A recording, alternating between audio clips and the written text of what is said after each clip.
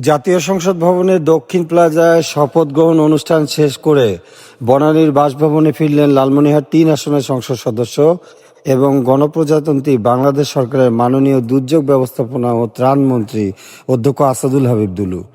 প্রিয় নেতাকে কাছে পেয়ে মুহূর্তে উল্লাসে ফেটে পড়েন উপস্থিত দলীয় নেতাকর্মীরা। স্লোগানে মুখরিত করে তোলা হয় পুরো এলাকা। এ সময় নেতাকর্মীরা তাদের প্রিয় নেতাকে ফুলেল শুভেচ্ছা ও উষ্ণ অভিনন্দন জানান। নেতাকর্মীদের এই ভালোবাসা আর স্বতঃস্ফূর্ত উচ্ছ্বাসে সিক্ত হলেন জননন্দিত এই নেতা।